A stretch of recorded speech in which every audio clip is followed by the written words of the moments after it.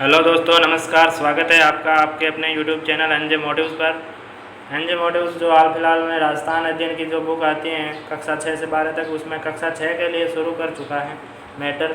और unit by unit आपको यहाँ पर थ्योरी और उसके संबंधित जो भी प्रश्न उत्तर हैं जो आपके राजस्थान जीके की बेस को मजबूत करते हैं, तो हम 6 से 12 तक की इस सीरीज़ को धमाका सीरीज़ के नाम से चलाएँगे। और कक्षा 6 की यूनिट 4 की सीरीज़, यूनिट 4 की जो प्राचीन भारत की प्राचीन राजस्थान की सभ्यता स्थल है, उस पर ये बेस्ड है वीडियो, उस पर ऊपर आधारित है। तो इस वीडियो को पूरा जरूर देखिएगा, अपने दोस्तों के साथ शेयर कीजिएगा। तो स्टार्ट करते हैं वीडियो को। प्राचीन सभ्यता स्थल राजस्थान अध्ययन कक्षा 6 की बुक से। देखिएगा इसमें क्या लिखा है। प्रारंभिक युग को प्रस्तर युग कहा जाता था। दोस्तों, प्रारंभिक युग को प्रस्तर युग कहा जाता था। प्रस्तर युग में मानव अपनी आवश्यकताओं की पूर्ति के लिए जानवरों का शिकार करता था अथवा जंगलों से कंदमूल एकत्रित कर अपना जीवन यापन करता था। राजस्थान में प्रस्तर युग के उपकरण जैसे कुल्हाड़ी, गंडासा, छुरा मुख्यतः बनास, गंभीरी, बेड़च और चंबल नदी की घाटियों और शैलासरों में बहुतायत में प्राप्त हुए हैं। प्रस्तर युग के बाद ताम्रकांस्य काल तथा उसके पश्चात लोह युग के अवशेष प्राप्त हुए। धातुओं में सर्वप्रथम तांबे का उपयोग पहले हुआ।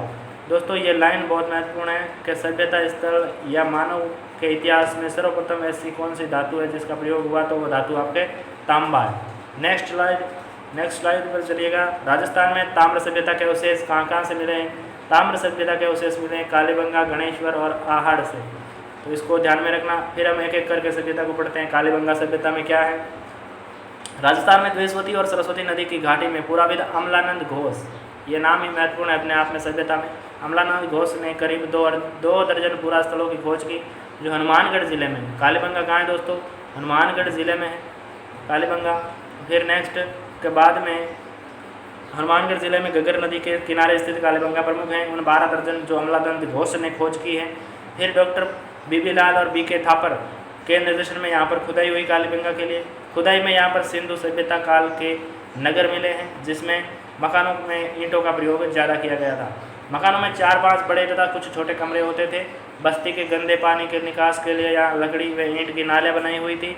यहाँ चबूतरे भी मिले हैं जिन पर अग्निकुंड वेदिकाएँ। कालीबंगा में अग्निकुंड वेदिकाएँ महत्वपूर्ण प्रश्न बनता है यहाँ से कभी कभार। संभवतः ये धार्मिक कार्य हेतु प्रयुक्त हुई थी अग्निकुंड वेदिकाएँ। दूसरे टीले में एक दुर्ग के अवशेष मिले हैं। कालीबंगा की नगर योजना सिंधु सरस्वती सभ्यता की नगर योजना के समरूप दिखाई जाती है। इस क्षेत्र में नगर की प्राचीन काल में नगर के बाहर जोती हुई कृषि भूमि के साक्ष्य मिले हैं। जुते हुए खेत के साक्ष्य कालीबंगा में मिले हैं। फिर नेक्स्ट है कि खुदाई में हमें गाय के मुख वाले प्याले, तांबे के बेल, दर्पण के कांस्य के दर्पण, हाथी दांत के कंगे और मिट्टी के बर्तन, कांच की मणियाँ और खिलौना आदि प्राप्त हुए हैं। तो यह था आपके कालीबंगा के बारे में कक्षा 6 की बुक में। अगाटपुर या आहड़, अगाटपुर और आहड़ क्या है? अगाटपुर और आहड़ को देखिएगा। उदयपुर के पूर्व में आहड़, बेड़च, आयड़ नदी के किनारे 2 टीले दिखाई देते हैं जिसको स्थानीय लोग क्या कहते हैं? धूलकोट। यह भी पूछा जा सकता है धूलकोट किस सभ्यता को कहते हैं, तो आहड़ सभ्यता को धूलकोट कहा जाता था। यह बस्ती पहले तांबावती के नाम से जानी जाती थी। ऐसा प्रतीत होता है कि तांबे के औजारों के निर्माण का केंद्र होने से यह नाम पड़ा था ताम्रवती। फिर 10वीं और 11वीं शताब्दी में इस आड़ सभ्यता को अगाटपुर के नाम से जाना जाने लगा। यहाँ से प्राप्त मकानों की दीवारें पत्थरों एवं मिट्टी से बनी हुई हैं जिनकी छत बांस और केलू से बनी होती थी। बड़े कमरों के बीच में बांस की पर्दी या मिट्टी चढ़ाकर उसे छोटे छोटे कमरों ओवरों में विभाजित किया गया है। मकानों में यहाँ 4 से 6 चूल्हे मिलते थे जो संयुक्त परिवार या सामूहिक विधि के साक्ष्य हैं। यह उच्च कोटि के चावल उत्पादित होते थे। कहाँ पर? आहड़ सभ्यता में उच्च कोटि के चावल उत्पादित होते दोस्तों। फिर आहड़ में भट्टीनुमा चूल्हा मिला है। माना जाता है कि यहाँ तांबा पिघलाया जाता था। आहड़वासी बर्तन बनाने की कला में भी दक्ष थे। यहाँ मिले लाल, भूरे, मृदभांड हाथ की सफाई तथा अलंकरण की दृष्टि से उत्कृष्ट थे। धूलकोट के 1951-52 में हुए उत्खनन में तस्तरियों, दीपक, धूपदानियों, कटोरियों, मटके, कलश, चूड़ियाँ, खिलौने, 26 किस्म के मणिये, 6 तांबे की मुद्राएं और 3 मोहरें प्राप्त हुई। ऐसा प्रतीत होता है कि यह सभ्यता प्राकृतिक प्रकोप से विध्वंस हुई थी। इस सभ्यता के लोग उत्तर पूर्व और दक्षिण पूर्व की ओर बढ़े तथा गिलुंड व भगवानपुरा जैसे स्थल बसाए। फिर नेक्स्ट सभ्यता स्थल है आपका बालाथल। नेक्स्ट सभ्यता स्थल है बालाथल, इसको ध्यान दीजिएगा। ये कहाँ पड़ता है दोस्तों? ये उदयपुर जिले की वल्लभनगर तहसील के बालाथल में जो सभ्यता मिली है वह ताम्रपाषाणकालीन आहड़ संस्कृति से ही संबंधित है। फिर बालाथल में लोहे काल के अवशेष भी प्राप्त हुए हैं। यहाँ लोहे गलाने की भट्टियों के चिन्ह भी मिले हैं। नेक्स्ट बहुत ही इंपॉर्टेंट लाइन है बेराट सभ्यता के अतिरिक्त बालातल ही एक ऐसा सभ्यता स्थल है जहाँ बुने हुए वस्त्र के प्रमाण प्राप्त हुए। नेक्स्ट, यहाँ 11 कमरों में एक बड़े भवन एवं दुर्ग जैसे चिन्ह भी मिले हैं। बालातल में तांबे के चाकू, कुलाड़ी, छेनी, बाण, कर्णफूल, गले के हार की लटकन आदि भी मिले हैं। यहाँ के निवासियों में मिश्रित अर्थव्यवस्था प्रचलित थी। कृषि, पशुपालन तथा शिकार तीनों जीविका के साधन थे। नेक्स्ट सभ्यता है आपकी गणेश्वर सभ्यता में नीम के थाना तहसील में है। गणेश्वर में ये सभ्यता मिली है। इसे ताम्र संचयी संस्कृति, इंपॉर्टेंट है, गणेश्वर को ताम्र संचयी संस्कृति के नाम से जाना जाता है। यह संस्कृति पूर्वी राजस्थान एवं गंगा घाटी क्षेत्र में पल्लवित हुई। गणेश्वर में ताम्र उपकरण बहुत मिले हैं, जिनमें बाण, छेनियाँ, मछली पकड़ने के कांटे, उस तरह के फलक, अंगूठियाँ आदि मिले हैं। ऐसा प्रतीत होता है कि यहाँ से दोहरी पेचदार सिरा वाली ताम्र पिनों को पश्चिम तथा मध्य एशिया में निर्यात किया जाता था। फिर गणेश्वर में मिट्टी के 2 प्रकार के बर्तन मिले हैं। जैसे एक प्रकार है कि हड़प्पा पूर्व संस्कृति के हल्के लाल रंग के पतले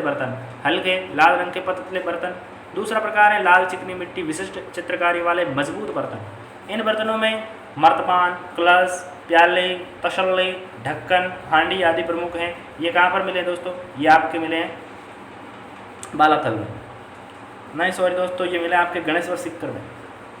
बेराट जो जयपुर में है अगली सभ्यता, जयपुर बेराट में, जयपुर जिले में स्थित बेराट कस्बे में यह सभ्यता है। यहाँ बिजक की पहाड़ियाँ और भीम डूंगरी प्रसिद्ध हैं। महाभारत में इसका उल्लेख मत्स्य जनपद की राजधानी विराटनगर के रूप में हुआ, जहाँ पांडवों ने अपने अज्ञातवास के अंतिम दिन व्यतीत किए थे।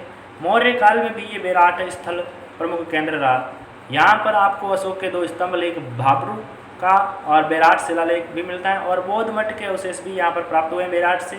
यहाँ पर एक कमरे में 36 चांदी की मुद्राएं मिली हैं, जिनमें 8 पंचमार्क एवं 28 भारतीय यूनानी शासकों की है। खुदाई में स्वस्तिक, त्रिरत्न, चक्र के चिन्ह युक्त अलंकृत घड़े, दीपक, नाश्ता व पक्षी इंपॉर्टेंट है दोस्तों। यहाँ पर अपने आप में बेराट में नाश्ता व पक्षी, पत्थर की संदूकें, लोहे के किले वे हाथ से बना हुआ वस्त्र भी मिला। देखो बेराट की जो सभ्यता है इसमें बहुत महत्वपूर्ण है, ये यहाँ पर बहुत प्रश्न बनने वाले हैं। एक तो देखो आप मौर्य काल है, अशोक के समय का उल्लेख है, महाभारत का उल्लेख है, बहुत ज़्यादा इतिहास है बेराट की सभ्यता का। अच्छा, अन्य सभ्यता संस्कृति के केंद्र देखें तो भीलवाड़ा में बागौर और रोजियाना सभ्यता स्थल है, जयपुर में सांबर जोधपुरा है, टोंक में नगर और रेड है, चित्तौड़ में नगरी है, भरतपुर में नौह है, जालौर में भीनवाल है, राजसमंद में पच्छ माता और गिलूंड है। अब आपको ले चलते हैं क्वेश्चन आंसर की तरफ। तो ये टॉपिक आपको ज़रूर अच्छा लगा होगा, इसको लाइक कमेंट करना, और अभी कुछ प्रश्न दिए हैं उनको उत्तरों को ध्यान से देखिएगा। कालीबंगा किस ज़िले में स्थित है? तो कालीबंगा का ज़िला आपके हो जाएगा हनुमानगढ़, ऑप्शन दे राइट हो जाएगा यहाँ पर हनुमानगढ़ ज़िला। फिर अशोक का भाबरू शिलालेख कहाँ से प्राप्त हुआ दोस्तों? अशोक का भाबरू शिलालेख बेराट से प्राप्त हुआ है। कहाँ से प्राप्त हुआ है? बेराट जयपुर से प्राप्त हुआ है। फिर नाश्ता व पक्षी किस सभ्यता से मिला है? तो बेराट से मिला है नाश्ता व पक्षी। मैंने आपको बताया था बेराट की सभ्यता बहुत इंपॉर्टेंट है। यहाँ पर नाश्ता व पक्षी किस सभ्यता से मिला है? तो दोस्तों बेराट से। फिर एक प्रश्न और बेराट का गया, देखो अगले 2 प्रश्न बेराट के हैं। किस सभ्यता में 8 पंचमार्क और 28 भारतीय यूनानी शासकों की मुद्राएं मिली हैं? तो इसमें भी बेराट हो जाएगा। बिजक की पहाड़ी एवं भीम डूंगरी किस सभ्यता से संबंधित हैं? तो यहाँ भी बेराट हो जाएगा। और नेक्स्ट, किस सभ्यता से हाथ से बुने हुए वस्त्र प्राप्त हुए हैं? तो ये दोनों में हो जाएगा, बेराट और बालाथल। तो यहाँ पर ऑप्शन ए व बे दोनों सही होंगे। बेराट और बालाथल हाथ से बुने हुए वस्त्र मिले थे। नेक्स्ट क्वेश्चन देखो, ताम्र संचयी संस्कृति, मैंने आपको अंडरलाइन करवाया था वीडियो में। ताम्र संचयी संस्कृति गणेश्वर सिक्कर नीम का थाना।